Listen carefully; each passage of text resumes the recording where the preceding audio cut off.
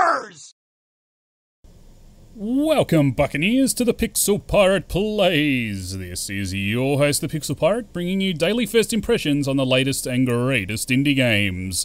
Today on the show, we are taking a look at a game called Dungeons of Veldor. Dungeons of Veldor is developed by, where are their names? Tim Walther and Florian Hafner. And you can currently play the pre-alpha by downloading it from their IndieDB page. So this is a pre-alpha, as I said, and you can actually... there we go. You can actually go and have a look at the feature list that will be upcoming. It includes the ability to have character-specific abilities. There will be an overworld, apparently, of a village of some form, wherein you can actually own a house. What else have we got here? Mini-bosses, which will be pretty cool. Exactly what you need in a hack and slash.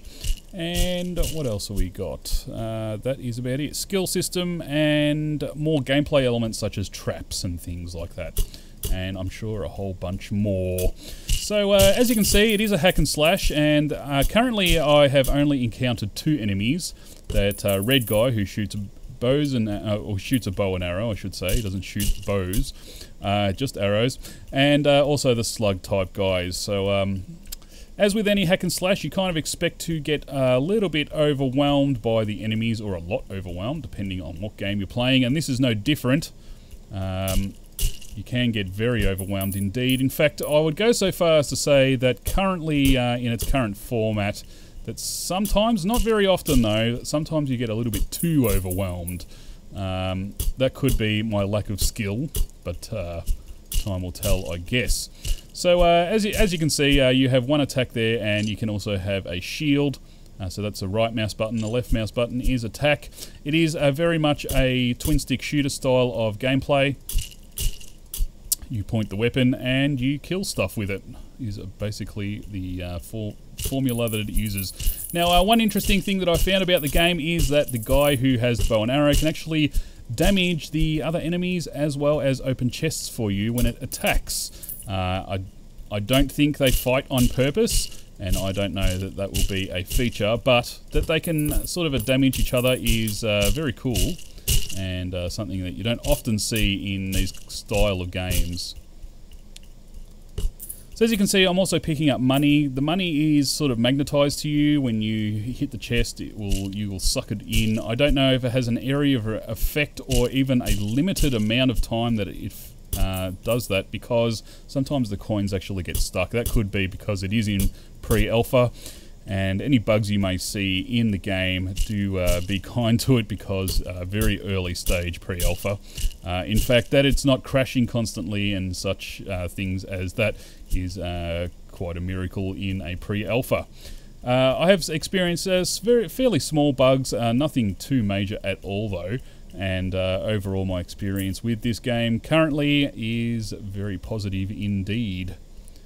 So you can actually play as two styles of character, and I'm surprised I've actually lived this far. I've only got one heart left, so I wouldn't be surprised if I'm going to die very soon, and then I'll be able to show you the other character. But basically you can play as a knight and a rogue. Oh god, there we go. And I'm going to restart there because I accidentally started when I didn't want to. So there's the rogue and the knight. There's only the two, unfortunately. I'm hoping that they put in something like I guess, a wizard. That would be cool. Shooting stuff around. So I'll quickly show you the rogue, and then we shall call it a day. As you can see, the rogue actually can attack much quicker. Not sure if the rogue has a shield. It does, actually. Got the same amount of health too. So there's actually no downsides to being a rogue, it seems, which is not the best thing, but of course all balancing issues and things will probably be a matter for beta, not alpha, and I'm nearly dead already. So I'm really liking the actual gameplay, graphics, and everything else really about this game. It's all pretty cool, and I would highly recommend that you try it out. You can also cut, I just noticed you can cut arrows in the middle of the air, so that's pretty cool too.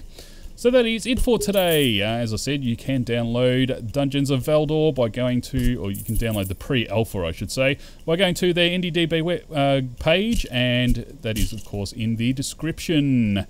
So that is it for today. If you liked what you saw, then do please remember to hit that like button. It really helps the channel out. You can also subscribe to see more of my videos if you so desire. And finally, you can follow me on Twitter by going to twitter.com/thepixelpirate.